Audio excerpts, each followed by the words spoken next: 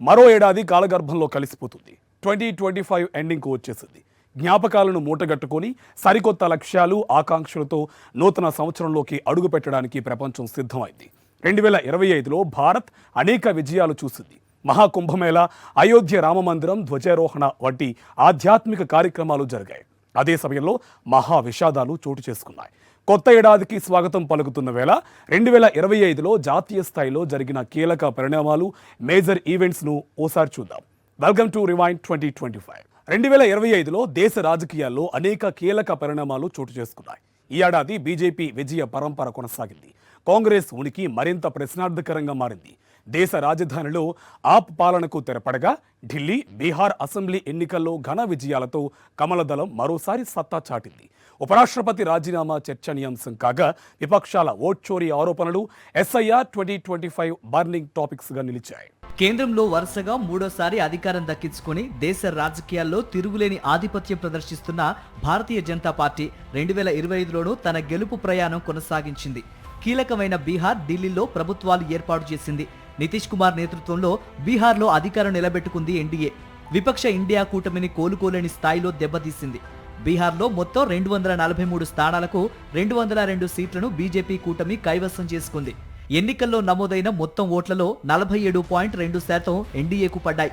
89 స్థానాలతో తొలిసారి బీహార్ అసెంబ్లీలో అతిపెద్ద పార్టీగా అవతరించి ఘనంగా సత్తా చాటింది భారతీయ జనతా పార్టీ. ఆమ్ ఆద్మీ పార్టీ కంచుకోటగా ఉన్న ఢిల్లీలో 27 ఏళ్ల తర్వాత బీజేపీ పాగా వేసింది. 2025 ప్రారంభంలోనే ఢిల్లీ పీఠాన్ని దక్కించుకుంది. దేశ రాజధానిలో 1998 నుంచి 2025 వరకు కేవలం 2 పార్టీల హవా నడిచింది.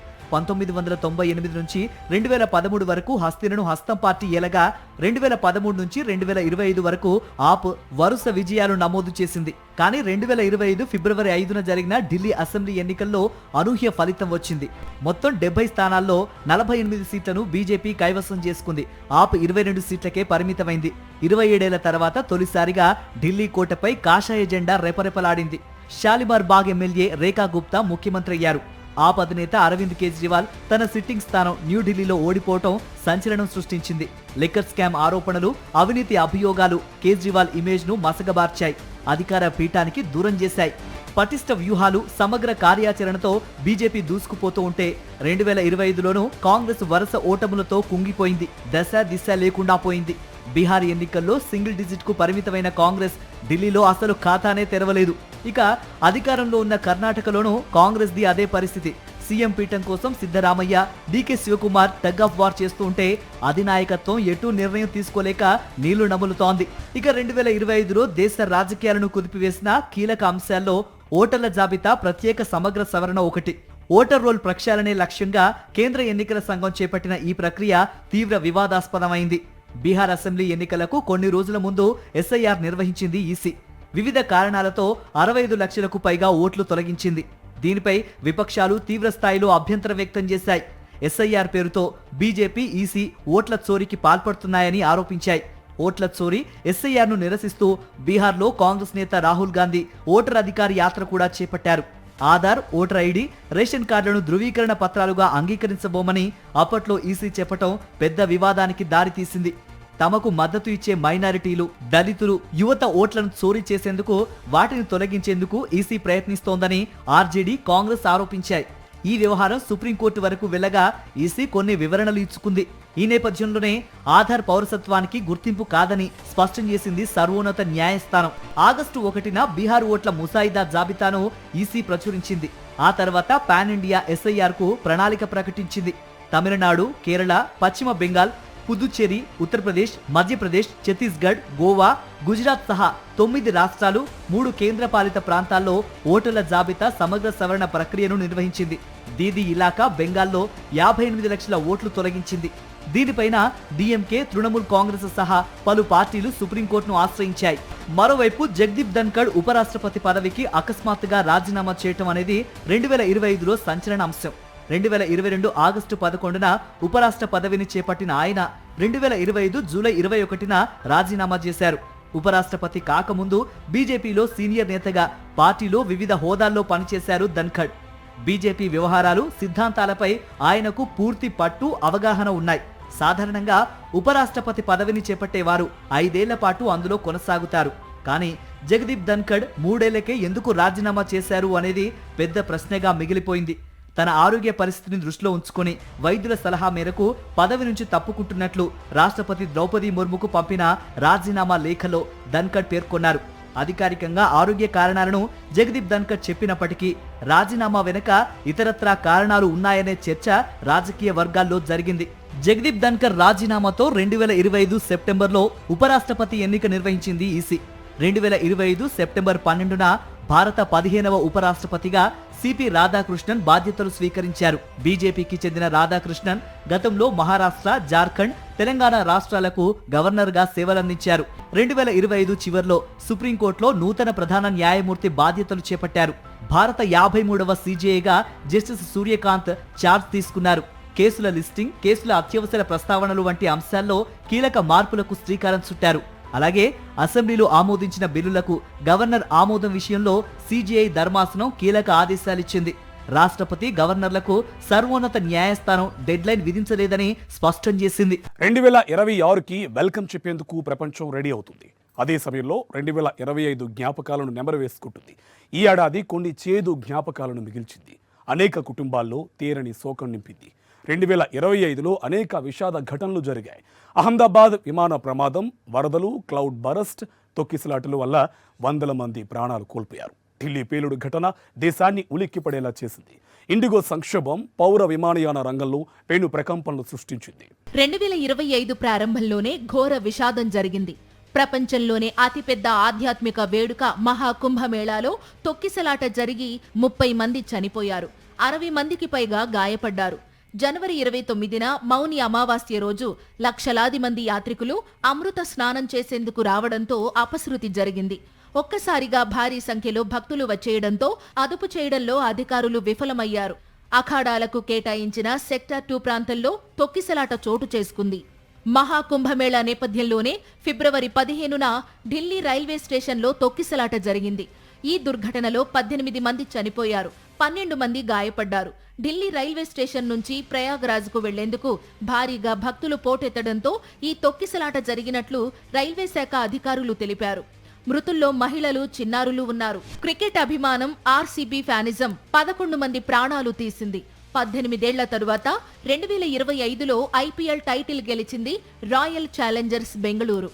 ఈ నేపథ్యంలోనే నిర్వహించిన విజయోత్సవం విషాదంగా మారింది. 2025 జూన్ 4న చిన్నస్వామి స్టేడియంలో ఆర్సీబీ జట్టుకు సన్మాన కార్యక్రమాన్ని ఏర్పాటు చేయగా మైదానం వద్దకు భారీగా ఫ్యాన్స్ తరలివచ్చారు. ఈ క్రమంలో జరిగిన తొక్కిసలాటలో 11 మంది ప్రాణాలు విడవగా అనేక మంది క్షతగాత్రులయ్యారు. ఉచిత పాసులు, అధిక జనసమూహం, సరైన నిర్వహణ లేకపోవడం తొక్కిసలాటకు కారణాలయ్యాయి. ఇక 2025లో జరిగిన అత్యంత ఘోర విషాదం అహ్మదాబాద్ విమాన ప్రమాదం.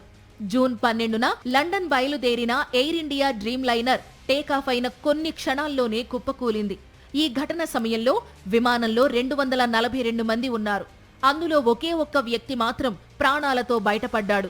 ఇక ఈ విమానం మెడికల్ కాలేజీ హాస్టల్పై పడడంతో అందులోని పలువురు వైద్య విద్యార్థినులు చనిపోయారు. మొత్తంగా ఈ దుర్ఘటనలో మృతుల సంఖ్య 270కి పైగానే ఉన్నట్లు గుజరాత్ ప్రభుత్వం తెలిపింది.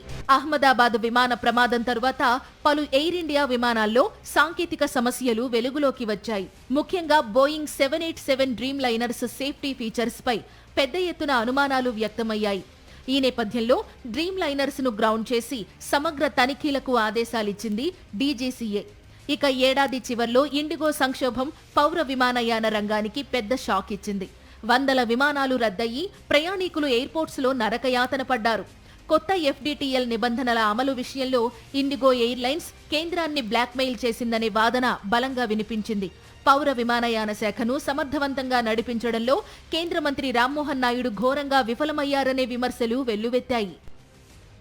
తమిళనాట అభిమానం పెను విషాదమే నింపింది. సెప్టెంబర్ 27న కరూర్లో తమిళగ వెట్రి కళగం పార్టీ అధినేత హీరో విజయ్ ర్యాలీలో తొక్కిసలాట జరిగి 41 మంది మరణించారు, 50 మంది గాయపడ్డారు. అత్యంత బాధాకరమైన విషయం, మృతుల్లో 11 మంది చిన్నారులు ఉన్నారు. సభలో భారీగా జనం పోటెత్తడం, విజయ్ రాక ఆలస్యం కావడం సహా పలు కారణాలతో ఈ దుర్ఘటన జరిగింది. ఈ ప్రమాదంపై సుప్రీంకోర్టు సిబిఐ విచారణకు ఆదేశించింది. పహల్గాం ఉగ్రదాడితో షాక్కు గురైన భారత్ ఏడాది చివర్లో దేశ రాజధానిలో జరిగిన కారు పేలుడుతో ఒక్కసారిగా ఉలిక్కిపడింది. నవంబర్ 10న ఢిల్లీలోని ఎర్రకోట సమీపంలో ఈ పేలుడు జరిగింది. 9 మంది మరణించగా 20 మంది గాయపడ్డారు. ఎర్రకోట మెట్రో స్టేషన్ సమీపంలోని ట్రాఫిక్ సిగ్నల్ వద్ద నెమ్మదిగా కదులుతున్న I-20 కారులో శక్తివంతమైన పేలుడు చోటు చేసుకోవడం దేశవ్యాప్తంగా కలకలం రేపింది. ఈ క్రమంలో ఫరీదాబాద్ కేంద్రంగా ఉగ్ర కార్యకలాపాలు సాగిస్తున్న వైట్ కాలర్ టెర్రర్ మాడ్యూల్ను ఛేదించాయి భద్రతా బలగాలు. డాక్టర్లు ఉగ్రవాదులుగా మారి దేశంలో వరుస పేలుళ్లకు పన్నిన కుట్రను రట్టు చేశాయి. ఈ కేసులో ఎన్ఐఏ దర్యాప్తు కొనసాగుతోంది. ఇక 2025లో గుజరాత్లో మరో వంతెన కూలింది. వడోదర జిల్లాలో జూలై 9న గంభీర వంతెన కుప్పకూలింది. మహిసాగర్ నదిలో వాహనాలు పడిపోవడంతో 22 మంది ప్రాణాలు కోల్పోయారు. మరికొందరిని అధికారులు రక్షించారు. ఈ ఘటన అప్పట్లో తీవ్ర సంచలనమైంది. మరోవైపు 2025లో ప్రకృతి విపత్తులతో ప్రపంచం వెలవెల్లాడింది. ఒక ఖండంలో అగ్ని రాజుకుంటే మరో ఖండంలో సముద్రం నగరాల్లోకి దూసుకొస్తోంది. మరో చోట భూకంపాలు బెంబేలెత్తించాయి. నిజానికి 2025లో సంభవించిన విపత్తులు ఒక ప్రాంతానికే పరిమితం కాలేదు. భూమి మొత్తం ఒకే సమయంలో దెబ్బతిన్నట్టు కనిపించింది. అమెరికాలో రికార్డు స్థాయి హీట్ వేవ్స్ కారణంగా విద్యుత్ గ్రిడ్లు కుప్పకూలాయి. అడవుల్లో చెలరేగిన అగ్ని మంటలు వారాల తరబడి ఆరలేదు. చైనాలో కొన్ని ప్రాంతాల్లో ఎండల తీవ్రతతో నదులు ఎండిపోయాయి. అదే సమయంలో మరో ప్రాంతంలో వరదలు రైలు మార్గాలు, హైవేలను కొట్టుకుపోయేలా చేశాయి. భారత్లో ఎండల తీవ్రత కారణంగా పట్టణాల్లో ఉష్ణోగ్రతలు మానవ శరీరం తట్టుకోలేని స్థాయికి చేరింది. మాన్సూన్లో కొన్ని రాష్ట్రాలు భారీ వరదల్లో మునిగిపోయాయి. ఈ ఏడాది క్లౌడ్ బరస్ట్లు హిమాలయ రాష్ట్రాలను కుదిపేశాయి. ఉత్తర కాశీలోని ధరాలిలో క్లౌడ్ బరస్ట్ ఈ ఏడాది ఆగస్టు 5న సంభవించింది. దీంతో కొండ చర్యలు విరిగిపడ్డాయి. ఈ దుర్ఘటనలో దాదాపు 70 మంది ప్రాణాలు విడిచారు. అలాగే వేలాది మంది నిరాశ్రయులయ్యారు. వందల కోట్ల రూపాయల నష్టం వాటిల్లింది. క్లౌడ్ బరస్ట్లు, ఆకస్మిక వరదలతో హిమాచల్ ప్రదేశ్ విలవిల్లాడింది. భారీగా ఆస్తి, ప్రాణ నష్టం వాటిల్లింది. 2025 ఆగస్టులో జమ్మూ కశ్మీర్లోని వైష్ణోదేవి టెంపుల్ వద్ద భారీ వర్షాల కారణంగా కొండ చర్యలు విరిగిపడ్డాయి. దీంతో 34 మంది యాత్రికులు మరణించారు. పదుల సంఖ్యలో గాయపడ్డారు. ఈ క్రమంలో అధికారులు యాత్రను తాత్కాలికంగా నిలిపివేశారు. పరిస్థితులు సద్దుమణిగాక మళ్లీ గుడిని తెరిచారు. ఈ ఏడాది సెప్టెంబర్లో పంజాబ్ను వరదలు అతలాకుతలం చేశాయి. జమ్మూ కశ్మీర్, హిమాచల్ ప్రదేశ్లలో ఎడతెరిపి లేకుండా కురిసిన వర్షాల కారణంగా సట్లెజ్, బియాస్, రావి నదులు ఉప్పొంగి ప్రవహించాయి. దీంతో పంజాబ్లోని నదుల పరీవాహక ప్రాంతాల్లో జనజీవనం స్తంభించిపోయింది. ఈ వరదల ప్రభావంతో 30 మందికి పైగా ప్రాణాలు విడిచారు. 1.48 లక్షల హెక్టార్లలో పంట భూములు వరద నీటిలో మునిగిపోయాయి. దీంతో భారీగా నష్టం వాటిల్లింది. ప్రకృతి విపత్తులు, విషాదాలు ఒక ఎత్తైతే శీతాకాలం వచ్చేసరికి ఢిల్లీని కమ్మేసిన కాలుష్యం కూడా ఈ ఏడాది పెద్ద చర్చనీయాంశమే అయ్యింది. గాలి నాణ్యత దిగజారి ఢిల్లీ వాసులు ఊపిరాడని స్థితిని ఎదుర్కొంటున్నారు. దీని పరిష్కారానికి ప్రభుత్వాలు చేపడుతున్న చర్యలు ఏమాత్రం సత్ఫలితాలు ఇవ్వకపోవడం విచారకరం. అంతర్జాతీయ అంచనాల ప్రకారం 2025లో వాతావరణ విపత్తుల వల్ల ప్రపంచానికి $100 బిలియన్ల నష్టం జరిగింది. ఇవి నేషనల్ 2025 రివైండ్ డీటెయిల్స్. మరిన్ని డీటెయిల్స్ మళ్ళీ కలుద్దాం. చూస్తూనే ఉండండి సాక్షి.